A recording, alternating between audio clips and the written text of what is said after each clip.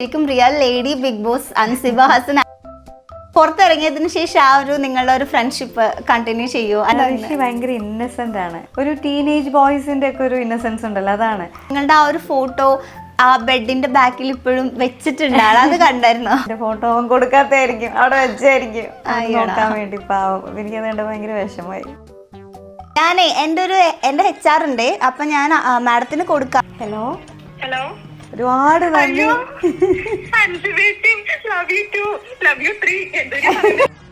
ഞാനൊരു കമന്റ് കണ്ടായിരുന്നു, കട്ടിലാണ് അങ്ങനെയാണെന്ന് പറഞ്ഞ്. അവിടെ ആ സിജോയും ആ പിശാചുക്കളൊക്കെ അത് തന്നെയാ ചെയ്യുന്നത്.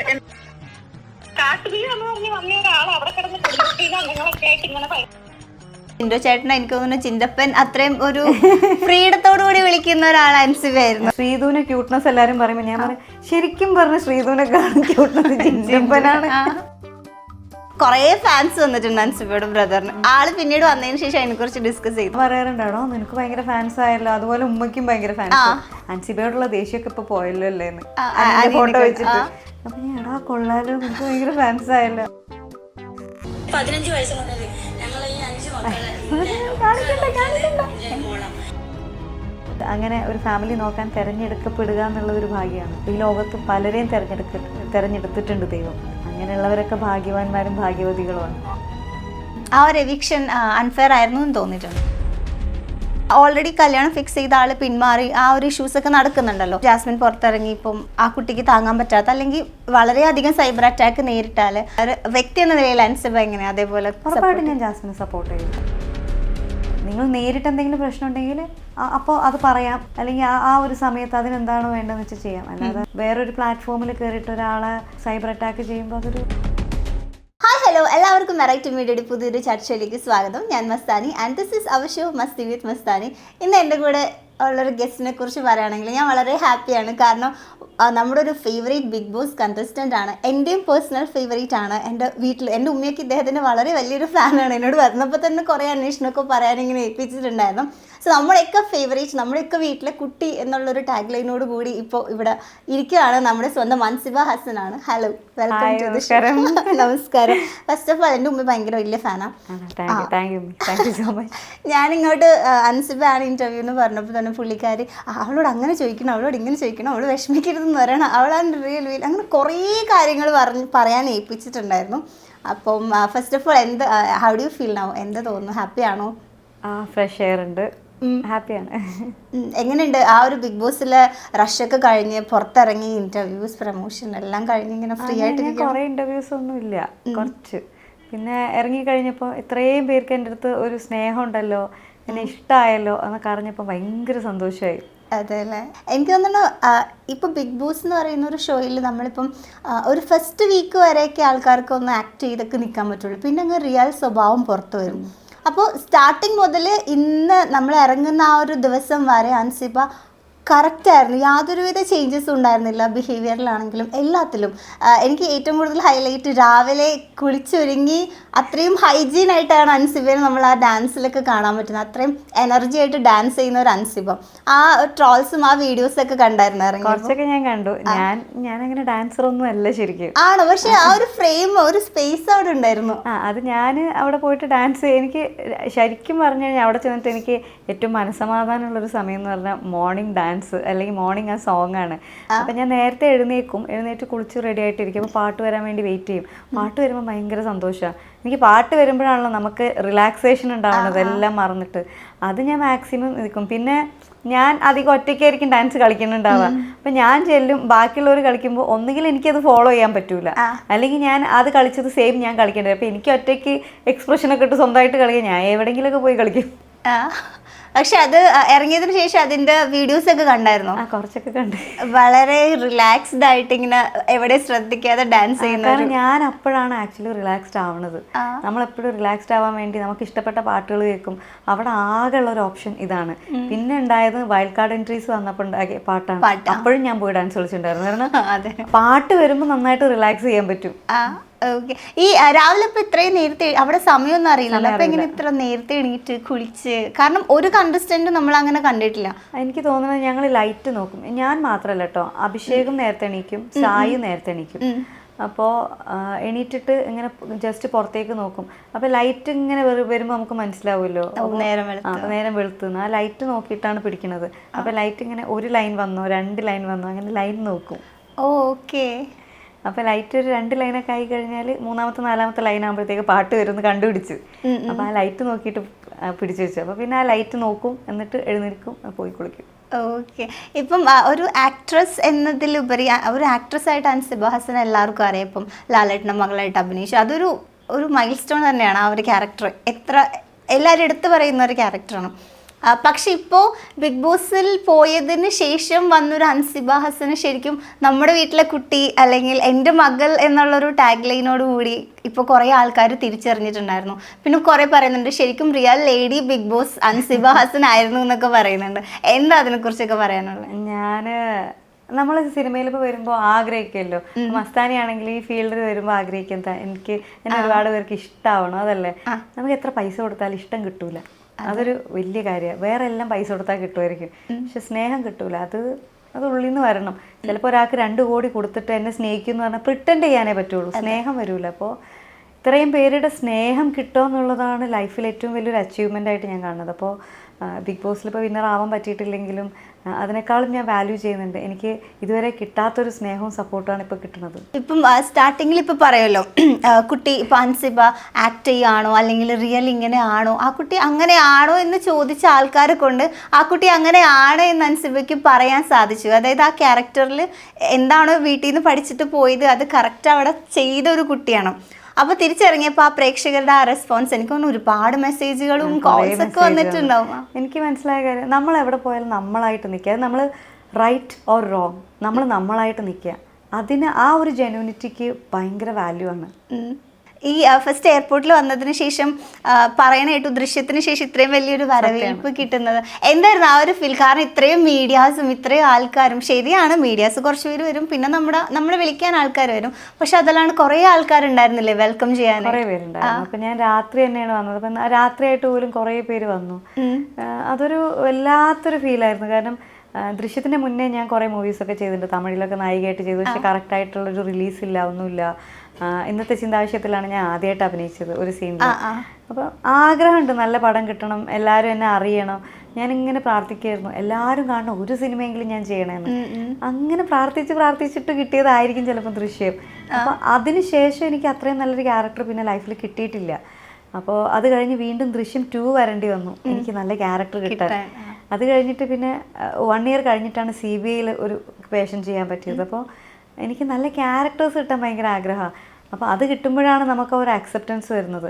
ഇപ്പോൾ ബിഗ് ബോസിൽ പോയപ്പോൾ ശരിക്കും പറഞ്ഞു കഴിഞ്ഞാൽ ഞാൻ കാണുന്ന ഏറ്റവും വലിയൊരു കപ്പ് അല്ലെങ്കിൽ ഏറ്റവും ഒരു വലിയ സംഭവം എൻ്റെ ലൈഫിൽ കിട്ടിയൊരു മൈൽ സ്റ്റോൺ എന്ന് പറയുന്നത് ഈ ആളുകളുടെ ഈ ഒരു സ്നേഹവും സപ്പോർട്ടുമാണ്. ഇങ്ങനെ ഓർത്തിരിക്കുന്ന കാരണം ഒരുപാട് കമൻസ് ആണെങ്കിലും മെസ്സേജസ് ആണെങ്കിലും പറയണ്ട, ഓ നല്ല മോളാണ്, അല്ലെങ്കിൽ ഇങ്ങനത്തെ ഒരു മോളെയാണ് ഞങ്ങൾക്ക് വേണ്ടത്, അല്ലെങ്കിൽ പെൺകുട്ടികൾ ഇങ്ങനെ ആകണം എന്ന് കുറേ കമൻസ് ഒക്കെ കണ്ടു. എന്നാൽ അൻസിബയ്ക്ക് ഇങ്ങനെ സ്ട്രൈക്ക് ചെയ്ത് എന്തെങ്കിലും കമൻറ്റോ കോൾസോ അങ്ങനെ എന്തെങ്കിലും ആരെങ്കിലും പറഞ്ഞു? പേര് മെസ്സേജ് അയച്ചു, കുറേ പേര് ഇഷ്ടമാണ് മോളെ, ഇങ്ങനെ ആയിരിക്കണം എന്നൊക്കെ പറയുമ്പോൾ എനിക്ക് നമുക്കൊരു ഭയങ്കര അഭിമാനം തോന്നും, ഭയങ്കര സന്തോഷം തോന്നും.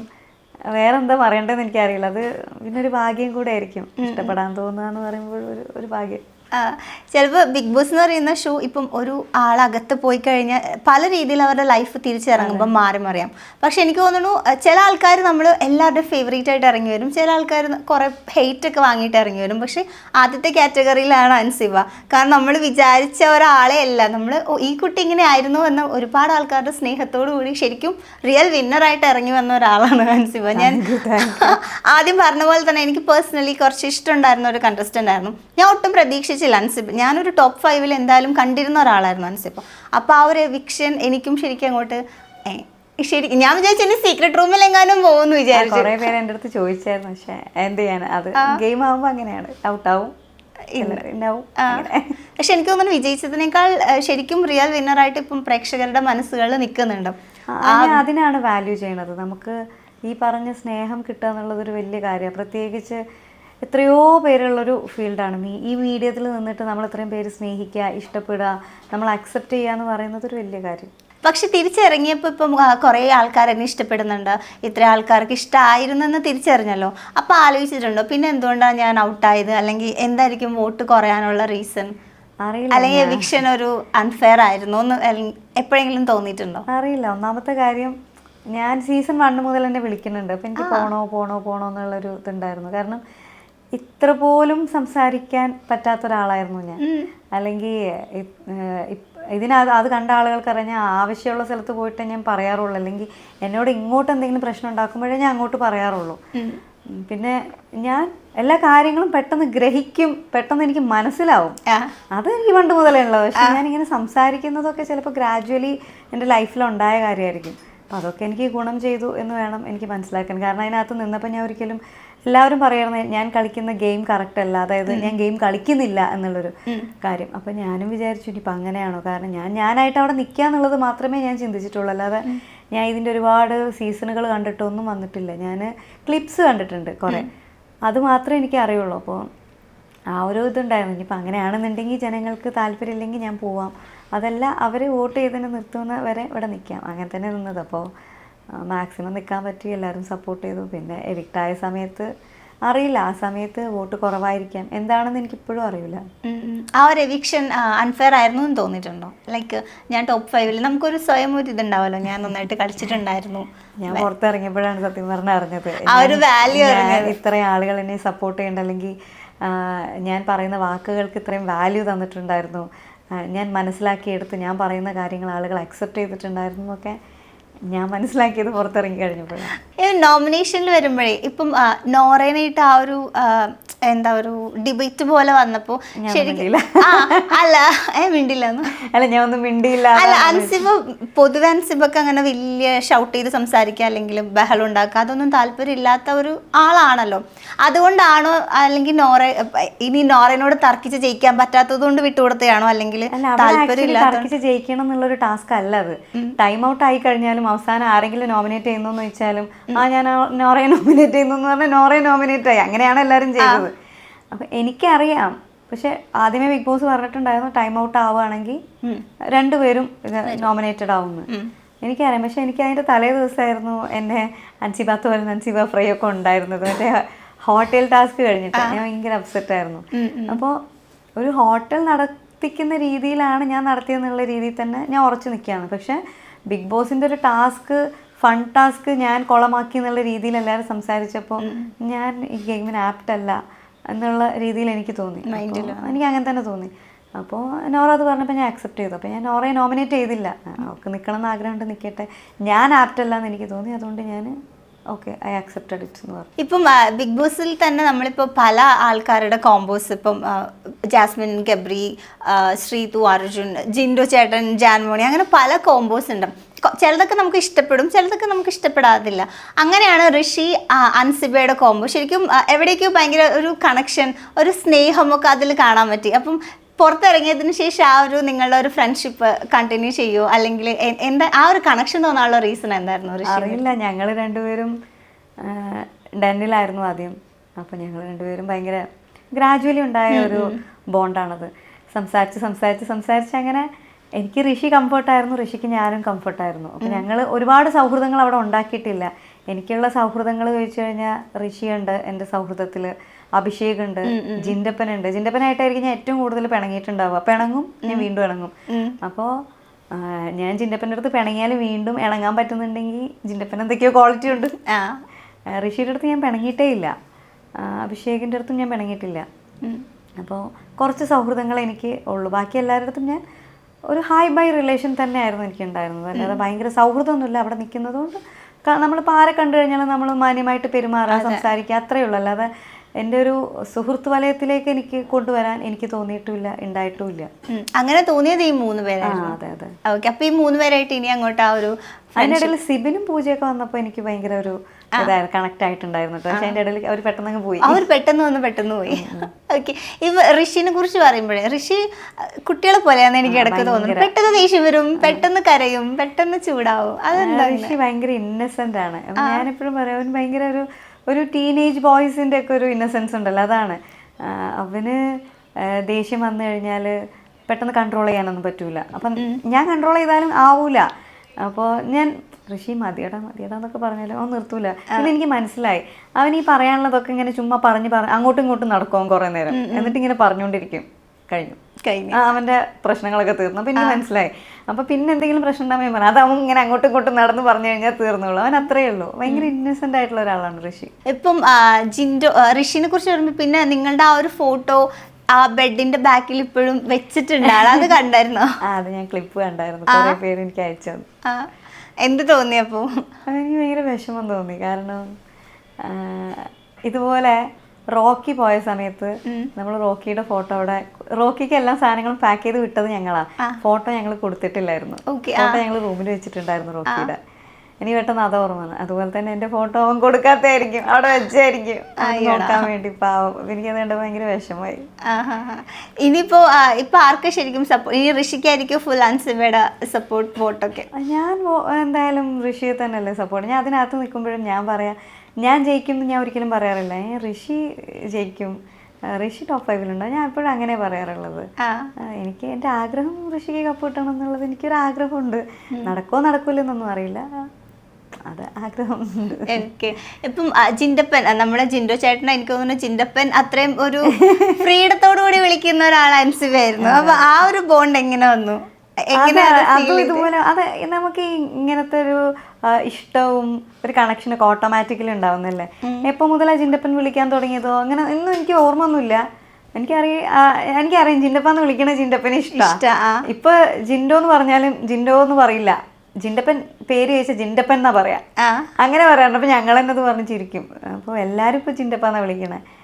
അതെന്താന്ന് അറിയില്ല, ജിൻഡപ്പന് എന്തൊക്കെയോ ഒരു നമ്മളെപ്പോഴും ചിരിപ്പിക്കാനും സന്തോഷിപ്പിക്കാനും കഴിവുള്ള ഒരാൾ. അപ്പം ഞാൻ ഭയങ്കര വിഷമിച്ചിരിക്കുന്ന സമയത്തൊക്കെ ജിൻഡപ്പൻ്റെ അടുത്ത് ജിൻഡപ്പ ഒന്ന് എന്നെ പുകഴ്ത്തി ഒന്ന് മോട്ടറാക്കുന്നൊക്കെ പുകഴ്ത്തി പറയാന്ന് ചോദിക്കുമ്പോൾ പുകഴ്ത്തി പറയും, എടീ നീ ഭയങ്കര ഇതാണ്, നീ സംസാരിച്ച അടിപൊളിയാണ്. ശരിക്കും അങ്ങനെ പറയുമ്പോൾ എനിക്ക് ഭയങ്കര ഹാപ്പിനെസ് ഉണ്ട്. അതുപോലെ തമാശ പറയാൻ നിൽക്കുമ്പോൾ തമാശ പറയും. പിന്നെ പുള്ളിയുടെ കുറെ ആക്ടിവിറ്റീസ്, പിന്നെ ഒരു ക്യൂട്ട്നെസ് ഉണ്ടല്ലോ. അപ്പൊ ഞാൻ പറയും ശ്രീധുവിനെ ക്യൂട്ട്നെസ് എല്ലാരും പറയുമ്പോൾ ഞാൻ പറയും ശരിക്കും പറഞ്ഞ ശ്രീധുവിനെക്കാളും ക്യൂട്ട്നെസ് ജിൻഡപ്പനാണ്. എന്തോ ഒരു ചിലർ നമുക്ക് എന്താണ് കാര്യം ഒന്നും അറിയില്ല, എന്തോ ഒരു ഇഷ്ടം തോന്നും. അങ്ങനെ ഒരു ഇഷ്ടം തോന്നുന്ന ഒരാളാണ് ജിൻഡപ്പൻ. ഓക്കെ, ഇപ്പൊ പുറത്തിറങ്ങിയപ്പം ജിൻഡുക്ക് ഇത്രയും ഫാൻസ് ഉണ്ടെന്ന് അറിഞ്ഞല്ലോ. അപ്പൊ ശരിക്കും ജിൻഡു അവിടെ കറക്റ്റ് ആയിട്ട് പ്ലേ ചെയ്യുന്നുണ്ടെന്ന് തോന്നിയായിരുന്നു? ഞാൻ ജിൻഡപ്പൻ്റെ അടുത്ത് ആത്തുന്നേ പറയാറുണ്ട്, ജിൻഡപ്പൻ എന്തായാലും ഫാൻസ് ഉണ്ട്. ഞാൻ എപ്പോഴും പറയാറുണ്ട് ജിൻഡപ്പൻ എന്തായാലും ടോപ്പ് 5 ആളാണ്. കാരണം എനിക്ക് ജിൻഡപ്പൻ്റെ അടുത്ത് കൂടെ നിന്നിട്ട് ജിൻഡപ്പൻ കാണിക്കുന്ന എല്ലാ അഭ്യാസങ്ങളും ഞാൻ കാണുന്നുണ്ട്. എന്നിട്ടും എനിക്ക് ജിൻഡപ്പനെ ഇഷ്ടമാണ്. അപ്പോൾ പുറത്തുള്ള ആൾക്കാർക്ക് ഉറപ്പായിട്ട് ഇഷ്ടം തോന്നുമല്ലോ. ഞാൻ പിണങ്ങിയിട്ട് വീണ്ടും ഇണങ്ങണുണ്ട്. അപ്പോൾ ഞാൻ നോക്കിയപ്പോൾ കൂടെ നിൽക്കുന്ന ആൾക്കാണ് ദേഷ്യം വന്നാൽ ദേഷ്യം പോവാണ്ടൊക്കെ ഉണ്ടത്. പക്ഷെ എനിക്ക് ജിൻഡപ്പൻ്റെ അടുത്ത് എന്താണെന്ന് അറിയില്ല, ആരടുത്ത് ദേഷ്യപ്പെട്ടാലും എനിക്ക് ചിലപ്പോൾ കുറച്ച് ടൈം എടുക്കും ദേഷ്യം മാറാൻ. ജിൻഡപ്പൻ്റെ അടുത്ത് അത്ര ടൈം എടുക്കൂല, മാറും പെട്ടെന്ന് മാറും. ചില സമയത്ത് ആളിങ്ങനെ മനഃപൂർവ്വമായിട്ട് മണ്ടത്തരങ്ങൾ കാണിക്കുന്നതാണോ, അല്ലെങ്കിൽ ചുമ്മാ നിങ്ങളൊക്കെ ചിരിപ്പിക്കാൻ വേണ്ടി അങ്ങനെ ചെയ്യുന്നതായിട്ട് തോന്നി? അത് ഇടയ്ക്കൊക്കെ തോന്നിയിട്ടുണ്ട്. ശരിക്കും ഇങ്ങനെയാണോ? ഇടയ്ക്ക് എനിക്ക് കൺഫ്യൂഷൻ അടിച്ചായിരുന്നു. പക്ഷെ ആളങ്ങനെ തന്നെയാണ്. അത് ഈ തമാശയൊന്നും ഉണ്ടാക്കി പറഞ്ഞ് നമ്മളെ ചിരിപ്പിക്കാനൊന്നും പറ്റൂലല്ലോ. ഉള്ളതായിരിക്കും, ഉള്ളതുകൊണ്ടാണല്ലോ നമുക്ക് ചിരി വരുന്നത്. എന്താ ഒരു ഫേവറേറ്റ് ഒരു ക്വാളിറ്റി എന്താ ജിൻഡോയിൽ ഇഷ്ടപ്പെട്ട? ജിൻഡോയുടെ ആ ഒരു ഇന്നസെൻസ് തന്നെ കേട്ടോ. ആരടുത്തൊക്കെ പ്രശ്നം ഉണ്ടെങ്കിൽ ജിൻഡപ്പൻ ചിരിച്ചുകൊണ്ടല്ലോ ഇരിക്കും. ഋഷിയിൽ ഇഷ്ടപ്പെട്ട ഒരു ക്വാളിറ്റി എന്താ? ഋഷിയുടെ തന്നെ കേട്ടോ ഇന്നസെൻസ് ആണ്. ഋഷി ഭയങ്കര എല്ലാവരുടെടുത്തും ഭയങ്കര ഇന്നസെൻ്റ് ആയിട്ടാണ് ബിഹേവ് ചെയ്യണം. അവനൊന്നും എക്സ്പെക്ട് ചെയ്തിട്ടൊന്നുമല്ല ആരെ സ്നേഹിക്കണമെന്നും. അവൻ എല്ലാവരെയും സ്നേഹിക്കാനൊരു കഴിവുള്ള ഒരാളാണ്. ഓക്കെ, ഇപ്പം അൻസിബക്ക് കുറേ ഫാൻസ് ഉണ്ടെന്ന് പറഞ്ഞല്ലോ. അപ്പോൾ കുറേ പേര് ഇപ്പം മെസ്സേജ് അയക്കുന്നുണ്ടാവും, അൻസിബയുടെ റിപ്ലൈക്ക് വേണ്ടി കാത്തിരിക്കുന്നൊക്കെ ഉണ്ടാവും. അപ്പോൾ ഒരു ഡൈ ഹാർട്ട് ഫാൻ നമ്മുടെ അടുത്തുണ്ട്. അപ്പോൾ ചെറിയൊരു സർപ്രൈസ് കൊടുക്കാനാണ് പുള്ളിക്കാരിക്ക്. ഞാൻ വിളിച്ചു തരാം, എന്നിട്ട് നമുക്ക് ചെറിയൊരു പ്രാങ്ക് അല്ല എന്നാലും ഇങ്ങനെ സംസാരിച്ചിട്ട് ഞാൻ അൻസിബയ്ക്ക് തരാം. Okay okay,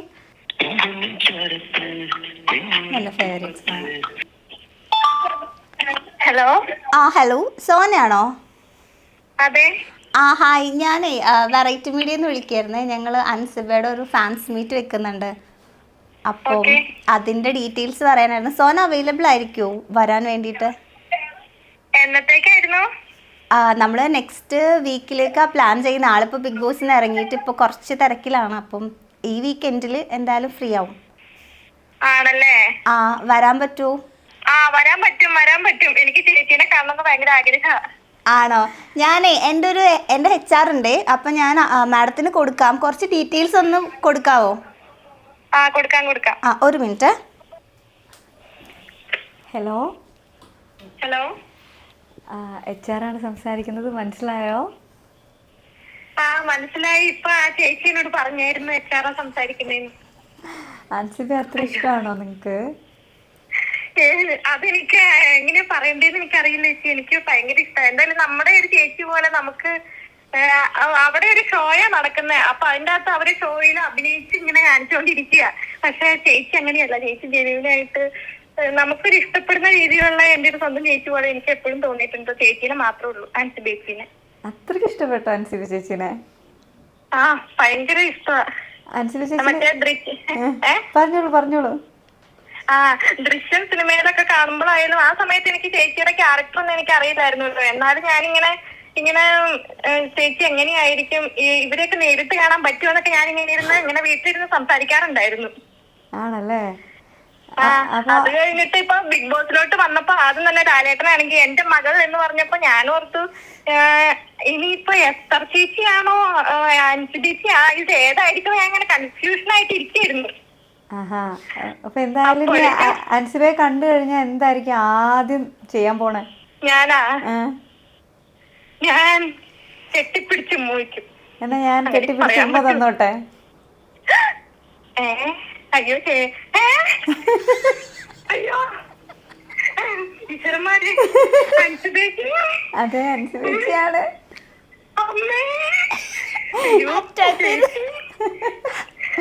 love you so much. Love you so much. എനിക്ക് എങ്ങനെയാ നന്ദി പറയേണ്ടതെന്ന് അറിയില്ല കേട്ടോ. എൻ്റെ അടുത്ത് ഇത്രയും സ്നേഹം കാണിക്കണേന് ഒരുപാട് നന്ദി.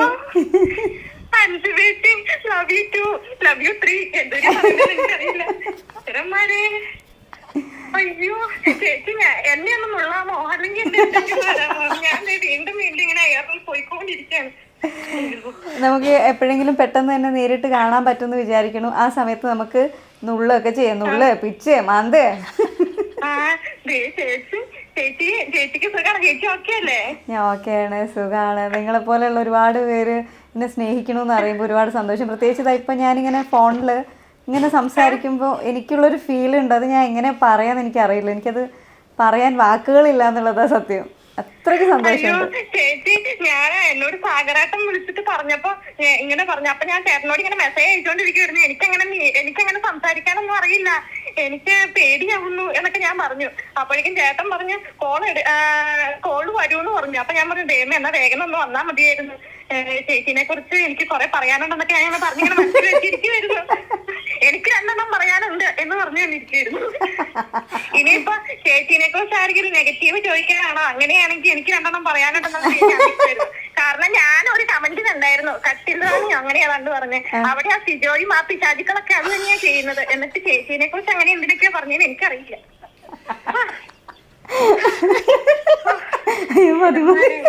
സന്തോഷായി. ചേച്ചി, എനിക്കിതുപോലെ എന്തൊക്കെയാ പറയാനുള്ളതെന്നറിയാവോ? ചേച്ചി എന്ത് ചെയ്താലും അവർക്കത് ഭയങ്കര കുറ്റം പോലെ അത് ഇതുപോലെയൊക്കെയാണ് പറയുന്നത്. എനിക്കത് തീരെ ഇഷ്ടമില്ല. അപ്പൊ ഞാൻ അവിടെ അങ്ങനെ അവർക്കടെ ആ ഒരു സംഭാഷണം വരുമ്പോ ഞാൻ ഓടിച്ചു വിടും, അല്ലെങ്കിൽ TV മ്യൂട്ട് ചെയ്ത് വെക്കും. എന്തായാലും എനിക്കിനിപ്പോ അന്തസ്സായിട്ട് ആരെങ്കിലും അടി ഉണ്ടാക്കാൻ വരും വെറുതെ എന്നെ വെറുതെ കയറി ചൊറിയാൻ നിൽക്കല്ലേ. എനിക്ക് ചോദിക്കാനും പറയാനൊക്കെ ആൾക്കാരുണ്ട്. ഞാൻ മുന്നിൽ കൊണ്ടുപോയി നിർത്തും. ഇതാ നോക്ക്, എന്നെ തൊട്ട് കളിച്ചാ കണ്ടോ പണി പാളും. സത്യം. കാട്ടുതീ എന്ന് പറഞ്ഞ് വന്ന ഒരാൾ അവിടെ കിടന്ന് കുടുംബത്തിലെ അംഗങ്ങളൊക്കെ ആയിട്ട് ഇങ്ങനെ ഭയങ്കര വിലച്ചല. ഒന്ന് എന്നാ പെങ്ങളൂട്ടി, നാത്തൂട്ടി, എന്തൊക്കെ കളികളാ അവിടെ. എനിക്കിതൊന്നും ഇഷ്ടമല്ല ചേച്ചി. ഞാൻ അതിനുശേഷം ഞാനാണെങ്കിൽ സത്യം പറയാതെ ഇത് അൺഫെയർ ആയിട്ടുള്ള ഏഷ്യനാണ്. അതുകൊണ്ട് തന്നെ ചേച്ചി ഇറങ്ങിയത് പോലും എനിക്ക് കാണാൻ പറ്റിയില്ല. എനിക്ക് കാണാൻ ഇഷ്ടമല്ല അത്. സാരല്ലേ, പോട്ടെ. എന്തായാലും ഒരു ദിവസം നമുക്ക് കാണാൻ പറ്റുമെന്ന് വിചാരിക്കണം. ഒരുപാട് സന്തോഷമുണ്ട് കേട്ടോ. എനിക്കിപ്പോൾ നേരിൽ കാണാൻ വേണ്ടി കൊതിയായി. ഒരുപാട് ആഗ്രഹമുണ്ട് എനിക്ക് കാണാൻ. എന്തായാലും നമ്മൾ ഒരു ദിവസം കാണും, സംസാരിക്കും, കുറച്ചു നേരം സ്പെൻഡ് ചെയ്യും. പിന്നെ ചേച്ചി, എനിക്ക് വീണ്ടും പറയാനുണ്ട്. പറഞ്ഞോ. ഞാനാണെങ്കിൽ ചേച്ചിയുടെ അനിയനില്ലേ, അനിയന് ഞാൻ മെസ്സേജ് അയച്ചിട്ടുണ്ടായിരുന്നു. ആണോ? അന്ന് ഒരു ബിഗ് ബോസ് വീട്ടിലെ ചേട്ടൻ ഒരു റെഡ് ടീഷർട്ടൊക്കെ അല്ലേ ഇട്ടിരുന്നേ? ആണോ? എനിക്ക് ഓർമ്മയില്ല കളറ്. എനിക്ക് ഓർമ്മയുണ്ട് ചേച്ചി. ഞാൻ അപ്പൊ ആ ചേട്ടൻ വന്ന് പിറ്റേ ദിവസം പറഞ്ഞ് ഞാൻ മെസ്സേജ് അയച്ചു, ചേട്ടാ ചേച്ചി ഓക്കെ അല്ലേ, ഞാൻ ചേച്ചിയുടെ ബിഗ് ഫാൻ ആണ്. ചേച്ചി വന്നു കഴിയുമ്പോ അത് ഇപ്പോഴൊന്നും അല്ല, ചേച്ചി ടോപ്പ് 5-ലെത്തി അവസാനം വന്നു കഴിയുമ്പോ എനിക്ക് മിണ്ടാൻ ഒരു റിപ്ലൈക്ക് വേണ്ടി ഒരവസരം തരണേ ചേച്ചി എന്നൊക്കെ പറഞ്ഞ് ഞാൻ കൊറേ പറഞ്ഞിട്ടുണ്ടായിരുന്നു. ഇപ്പതാ നമ്മൾ കുറേ നേരം സംസാരിച്ചില്ല, ഇനി നേരിട്ട് നമ്മൾ ഒരു ദിവസം എന്തായാലും കാണും. അയ്യോ ചേച്ചി, അയ്യോ വെക്കുവാണോ? ഞാൻ കുറച്ച് കഴിഞ്ഞിട്ട് വിളിക്കാം. ഇതാ ഞാനൊരു ഇൻ്റർവ്യൂവിലാണ്, അവർ ഇൻ്റർവ്യൂവിന് ഇടയ്ക്കാണ് ഇങ്ങനെ ഒരുപാട് ഇഷ്ടമുള്ളൊരു കുട്ടിയുണ്ട്, ആ കുട്ടിക്ക് സംസാരിക്കണം എന്ന് പറഞ്ഞിട്ട് വിളിച്ചു തന്നത്. അതെയോ? താങ്ക് യു ചേച്ചി. Love you love you love you so much. Love you too. Thank you. നേരിട്ട് കാണണം കേട്ടോ ചേച്ചി. ഉറപ്പായിട്ടും കാണും, നേരിട്ട് ഉറപ്പായിട്ടും കാണും. നമ്മൾ ഫോട്ടോ എടുക്കും, നമ്മൾ പോസ്റ്റ് ചെയ്യുന്നു. ഓക്കെ ചേച്ചി, താങ്ക് യു. ഞാൻ ചേച്ചിക്ക് മെസ്സേജ് അയച്ചു, ചേച്ചി എനിക്ക് റിപ്ലൈ തന്നായിരുന്നു. വളരെ താങ്ക് യു, വളരെ നന്ദി. ഇനി എപ്പോഴും കൂടെ ഉണ്ടാവും, ഫുൾ താങ്ക് യു കൂടെ ഉണ്ടാവും. സിനിമയ്ക്കാണെങ്കിലും എല്ലാത്തിനും സപ്പോർട്ട് ഉണ്ടാവും കേട്ടോ ചേച്ചി. Okay, thank you. ഞാൻ വിളിക്കാം കേട്ടോ. Thank you. ഓക്കെ, ബൈ ചേച്ചി. ബൈ. Thank you, bye. അച്ചടാ, എന്ത് തോന്നുന്നു? അയ്യോ, ഞാൻ ഇത്രയും പ്രതീക്ഷിച്ചില്ല കേട്ടോ. എന്തായിരുന്നു അമ്മോളുടെ പേരെന്തായിരുന്നു? സോന. ഞാൻ പറഞ്ഞല്ലോ, എനിക്ക് അത്ഭുതമാണ്. ഒരു ആർട്ടിസ്റ്റ് എപ്പോഴും ആഗ്രഹിക്കുക നമ്മൾ ഇഷ്ടപ്പെടുന്ന ആളുകൾ ഉണ്ടാവുന്നല്ലേ. അത് ദൃശ്യം കഴിഞ്ഞ സമയത്ത് ഞാൻ ഇനോഗ്രേഷൻ എവിടെയെങ്കിലുമൊക്കെ പോകുമ്പോൾ എൻ്റെ അടുത്ത് സ്നേഹം കാണിച്ചിട്ടുണ്ട്. പക്ഷെ അത് അൻസിബ എന്ന് പറഞ്ഞൊരു വ്യക്തിയോടായിരുന്നില്ല. അഞ്ജു ജോർജ് എന്നുള്ള ക്യാരക്ടറിന് ഇഷ്ടം. പിന്നെ ലാലേട്ടൻ്റെ മകൾ എന്നുള്ളൊരു സംഭവം എനിക്ക് എപ്പോഴും ആ ഒരു സ്നേഹം കിട്ടിയിട്ടുണ്ട്. അപ്പം ഈ ലാലേട്ടനോടുള്ള സ്നേഹം ഉണ്ടല്ലോ, അതാണ് എൻ്റെ അടുത്ത് കാണിച്ചുകൊണ്ടിരിക്കുക. അപ്പോൾ ഞാൻ കുറച്ചുകൂടെ ചബ്ബിയായിരുന്നു. അപ്പോൾ എൻ്റെ കവളൊക്കെ പിടിച്ച് വലിക്കുമായിരുന്നു. പക്ഷേ അവരുദ്ദേശിക്കുന്നത് എൻ്റെ കവള് പിടിച്ച് വലിക്കുമ്പോൾ ലാലേട്ടനോടുള്ള സ്നേഹമാണ്. അപ്പോൾ ആ ഒരു സ്നേഹമാണ് എനിക്ക് ഫുൾ കിട്ടിക്കൊണ്ടിരിക്കുന്നത്. ഞാൻ എവിടെ ചെന്നാലും എനിക്കത് കിട്ടാറുണ്ട്, ഇപ്പോഴും കിട്ടാറുണ്ട് കേട്ടോ. പക്ഷെ അൻസിബ എന്നുള്ളൊരു വ്യക്തിയെ ഇപ്പോഴാണ് ആളുകൾ സ്നേഹിക്കുന്നത്. സത്യം പറഞ്ഞാൽ അത് ബിഗ് ബോസിൽ പോയത് കൊണ്ടുണ്ടായ ഒരു ഏറ്റവും വലിയ എനിക്ക് കിട്ടിയിട്ടുള്ളൊരു വലിയ കപ്പ് അതാണ്. ഇതിനേക്കാളും വലുത് ഞാൻ എന്താ ഇനിയിപ്പോൾ ജീവിതത്തിൽ ചോദിക്കേണ്ട ദൈവത്തോട്. അത്രയും സന്തോഷമുണ്ട് എനിക്ക്. ഇപ്പോൾ ഫാമിലി റൗണ്ടിൽ ഫാമിലിയൊക്കെ വന്നല്ലോ. അപ്പം ഇപ്പോൾ ഏറ്റവും കൂടുതൽ ഫാമിലി റൗണ്ട് കഴിഞ്ഞിട്ട് ഏറ്റവും കൂടുതൽ ഫാൻസ് കയറിയത് ഒന്ന് അർജുൻ്റെ സിസ്റ്ററിനും ഒന്ന് അൻസിബയുടെ ബ്രദറിനും ആയിരുന്നു. കുറേ ഫാൻസ് വന്നിട്ടുണ്ട് അൻസിബയുടെ ബ്രദറിന്. ആള് പിന്നീട് വന്നതിന് ശേഷം അതിനെക്കുറിച്ച് ഡിസ്കസ് ചെയ്തോ? ഞാൻ പറയാറുണ്ടാണോ, നിനക്ക് ഭയങ്കര ഫാൻസ് ആയല്ലോ. അതുപോലെ ഉമ്മയ്ക്കും ഭയങ്കര ഫാൻസ്. ഞങ്ങൾ പുറത്തൊക്കെ പോകുമ്പോൾ, ഇപ്പോൾ ലുലുവിലൊക്കെ സാധനമൊക്കെ വാങ്ങാൻ പോകുമ്പോൾ കുറേ പേര് എൻ്റെ അടുത്ത് വന്ന് സംസാരിക്കും. എന്നിട്ട് അവസാനം അവർ പറയുന്ന കാര്യമുണ്ട്, അമ്മയെ കണ്ടപ്പോഴാണ് മനസ്സിലായതെന്ന് പറഞ്ഞിട്ട് വന്നു. അപ്പം ഞാൻ മമ്മി ഫേമസ് ആയല്ലോ. അപ്പം എൻ്റെ അടുത്ത് കുറേ കുട്ടികൾ വന്നിട്ട് പറഞ്ഞു അമ്മേനെ ഭയങ്കര ഇഷ്ടമാണ് കേട്ടോ എന്ന് പറയും. അപ്പോൾ അനിയൻ എൻ്റെ അടുത്ത് പറയും കുറേ കുട്ടികൾ എനിക്ക് മെസ്സേജ് അയച്ചു ഇത്താത്ത കുറേ. ഞാൻ പറഞ്ഞു ഓക്കെ. പിന്നെ കുറേ പേജസ് കാണിച്ചു തന്നു. അപ്പോൾ അനിയന്മാരെ വെച്ചിട്ട് മാത്രം ഒരു ബിഗ് ബോസ് തുടങ്ങിക്കൂടെ എന്നൊക്കെ ഉള്ളത്. പിന്നെ ക്യൂട്ട് അനിയൻ എന്നൊക്കെ പറഞ്ഞിട്ട്. അപ്പോൾ ഇതിന് ഭയങ്കര ഒരുപാട് ലൈക്ക് കമൻസൊക്കെ ഞാൻ കാണുന്നുണ്ട്. അപ്പോൾ ഇനിയിപ്പോൾ എന്നെ ഇഷ്ടമില്ലാത്ത ആൾക്കാർ വരെ ചില ട്രോൾ ഉണ്ടാക്കിയിട്ടുണ്ടായിരുന്നു. അൻസിബയോടുള്ള ദേഷ്യമൊക്കെ ഇപ്പോൾ പോയല്ലോ അല്ലേന്ന് ഫോട്ടോ വെച്ചിട്ട്. അപ്പൊ ഞാൻ എടാ കൊള്ളാലോ, നിനക്ക് ഭയങ്കര ഫാൻസ് ആയല്ലോ. അപ്പൊ അത് പറയാറുണ്ട്. ഓക്കെ. അൻസിബ ഇപ്പൊ നമ്മൾ നേരത്തെ ഡിസ്കസ് ചെയ്ത പോലെ തന്നെ ഉമ്മക്ക് ഭയങ്കര ഫാൻസ് ആണ്. അപ്പം അതിൽ കുറെ കാര്യങ്ങളുണ്ട് ഉമ്മാനെ എല്ലാവരും ഇഷ്ടപ്പെടാനുള്ള റീസൺ. അതിലൊരു വീഡിയോയും കുറച്ചുകൂടി വൈറലായിട്ടുണ്ടായിരുന്നു. അപ്പൊ ഞാൻ ആദ്യം ആ വീഡിയോ കാണിച്ചു തരാം. 15 വയസ്സ് മുതൽ ഞങ്ങൾ ഈ 5 മക്കളെ അങ്ങനെയല്ല, എനിക്ക് എന്നെങ്ങനെ പറയുമ്പോ എനിക്കൊരു കാണിക്കാൻ പ്രൗഡാവ് അല്ല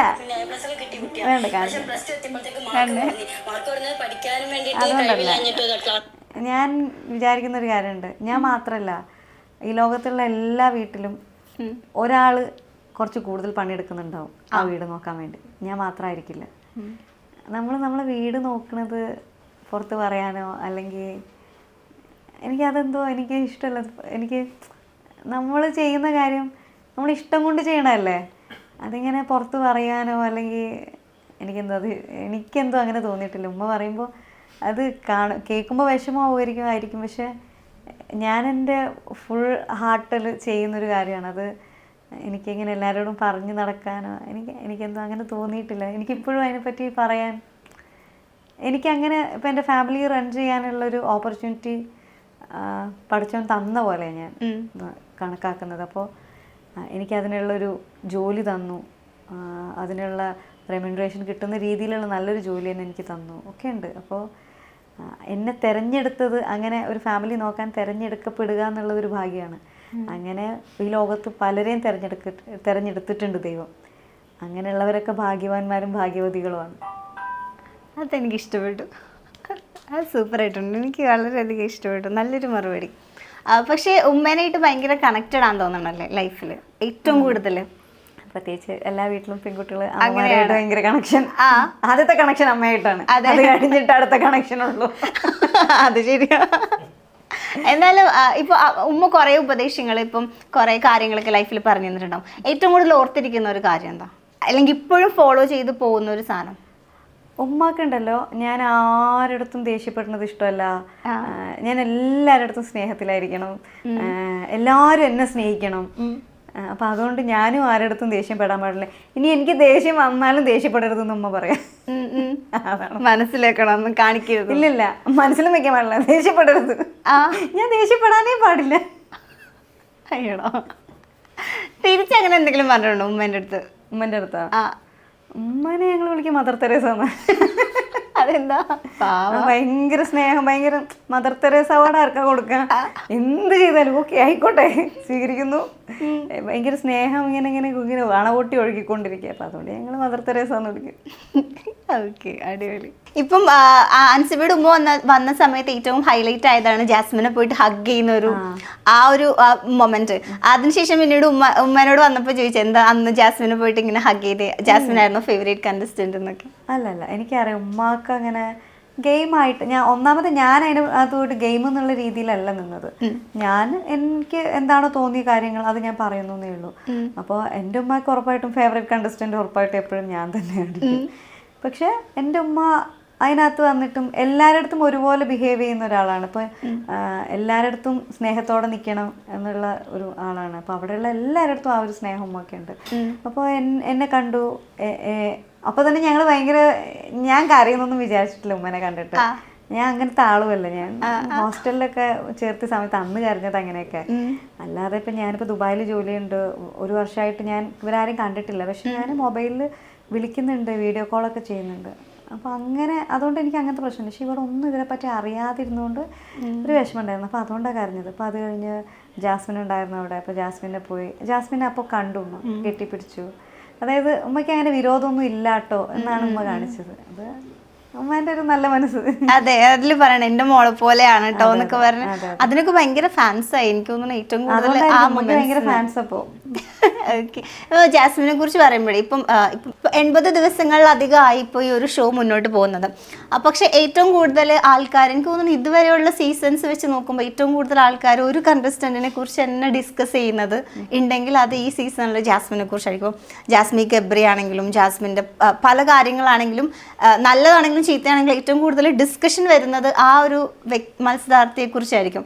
അപ്പം എന്താ ഇപ്പം അത്ര നാൾ ഒരുമിച്ച് കൂടെ ഉണ്ടായിരുന്ന ഒരാളെന്ന നിലയിൽ ഇപ്പോൾ കുറേ ആൾക്കാർ ഇപ്പോൾ പറയുന്നുണ്ട്, നമ്മൾ വീട്ടിലിപ്പോൾ ഇങ്ങനെ നിൽക്കുമല്ലോ, 2 ദിവസം കുളിക്കില്ല, അല്ലെങ്കിൽ കിച്ചണിൽ ഇപ്പോൾ തുമ്മും, അല്ലെങ്കിൽ നഖം കടിക്കും. അതൊക്കെ കുറേ ആൾക്കാർ അത് യൂഷ്വലായിട്ട് എല്ലാവരും ചെയ്യുന്നതല്ലേ എന്ന് പറയുന്നുണ്ട്. കുറേ ആൾക്കാർ അങ്ങനെ പാടില്ല എന്നൊക്കെ പറയുന്നുണ്ട്. അപ്പോൾ ആ ഒരു വീട്ടിലുണ്ടായിരുന്ന ഒരാളെന്ന നിലയ്ക്ക് എൻ്റെ അൻസിബയുടെ ഒരു ടേക്ക് അതിൽ? ഞാൻ പറഞ്ഞല്ലോ, ഞാൻ അതിനകത്തുള്ള കാര്യങ്ങൾ അവിടെ ഇട്ടിട്ട് പോകുന്ന ഒരാളാണ്. എനിക്ക് എൻ്റെ നിലപാടുകൾ അതിനകത്ത് നിന്നുള്ള കാര്യങ്ങളായിരുന്നു ഞാൻ എപ്പോഴും പറഞ്ഞുകൊണ്ടിരുന്നത്, അല്ലെങ്കിൽ എൻ്റെ ഒപ്പീനിയൻ പറഞ്ഞുകൊണ്ടിരുന്നത്. അതിൻ്റെ ഒരു പാർട്ട് അല്ലാതിരിക്കുകയാണ് ഞാനിപ്പോൾ. ഇനിയിപ്പോൾ ഞാൻ അതിനെപ്പറ്റി പറയുന്നത് ഒരു മോശമായിട്ടുള്ളൊരു കാര്യമായിട്ടാണ് എനിക്ക് പേഴ്സണലി തോന്നുന്നത്. അപ്പം അതുകൊണ്ട് ഞാനത് പറയണ്ടെന്നാണ് എനിക്ക് തോന്നുന്നത്. ഇപ്പം ഇറങ്ങിയതിന് ശേഷം ഗബ്രി കൊടുത്ത ഇൻ്റർവ്യൂസ് ഒക്കെ കണ്ടായിരുന്നു? ഇല്ലല്ലേ, ചെറിയ ഇങ്ങനെ ബൈറ്റ്സ് ഒക്കെ കണ്ടു. ചിലർ എനിക്ക് അയച്ചു തരും. പിന്നെ എല്ലാം നോക്കാൻ ടൈമും കിട്ടിയിട്ടുണ്ടാവില്ല. അത് മാത്രമല്ല, എനിക്കിങ്ങനെ കുറേ ഇങ്ങനെ കാണുമ്പോൾ ഞാൻ ഇപ്പോഴും എൻ്റെ ബിഗ് ബോസിൽ ഞാൻ ഇത്രയും ദിവസം നിന്നതിൻ്റെ ഒരു വീഡിയോ പോലും ഞാൻ കണ്ടിട്ടില്ല. ക്ലിപ്സ് എൻ്റെ ഇൻസ്റ്റാഗ്രാമിൽ ഇങ്ങനെ ഇട്ട് വെച്ചതുണ്ട്, അത് ഫുള്ളാണ് ഞാൻ കണ്ടത്. അല്ലാതെ ഞാൻ ഒന്നും കണ്ടിട്ടില്ല. എപ്പിസോഡ്സ് ഒന്നും കണ്ടിട്ടില്ല? ഒരു എപ്പിസോഡ്സും കണ്ടിട്ടില്ല. ഓക്കെ, സിംഗിൾ എപ്പിസോഡ് പോലും കണ്ടിട്ടില്ല. ഇപ്പം സിബിൻ്റെ ഒരു ഇൻ്റർവ്യൂവിൽ ഒരു വീഡിയോയിൽ സിബിൻ പറയുന്നുണ്ടായിരുന്നു, ഇൻ കേസ് ജാസ്മിൻ പുറത്തിറങ്ങിയതിന് ശേഷം ഭയങ്കര സൈബർ അറ്റാക്കും. ഇപ്പോൾ ഓൾറെഡി കല്യാണം ഫിക്സ് ചെയ്ത ആൾ പിന്മാറി ആ ഒരു ഇഷ്യൂസൊക്കെ നടക്കുന്നുണ്ടല്ലോ, അപ്പോൾ ഇനിയും കൂടുതൽ സൈബർ അറ്റാക്ക് നേരിട്ടാൽ ഞാൻ ജാസ്മിൻ്റെ സപ്പോർട്ട് ചെയ്ത് നിൽക്കും എന്ന് സിബിൻ ഒരു വീഡിയോയിൽ പറഞ്ഞിട്ടുണ്ടായിരുന്നു. ഇൻ കേസ് അങ്ങനെ ഇപ്പം ജാസ്മിൻ പുറത്തിറങ്ങി ഇപ്പം ആ കുട്ടിക്ക് താങ്ങാൻ പറ്റാത്ത അല്ലെങ്കിൽ വളരെയധികം സൈബർ അറ്റാക്ക് നേരിട്ടാൽ ഒരു മത്സരാർത്ഥി എന്ന നിലയിലല്ല, ഒരു വ്യക്തി എന്ന നിലയിൽ അൻസിബ എങ്ങനെയാണ് അതേപോലെ? ഉറപ്പായിട്ടും ഞാൻ ജാസ്മിനെ സപ്പോർട്ട് ചെയ്യും. കാരണം സൈബർ അറ്റാക്കിൻ്റെ ഒരു ബുദ്ധിമുട്ട് എന്താണെന്ന് അനുഭവിച്ച ആളാണ് ഞാൻ.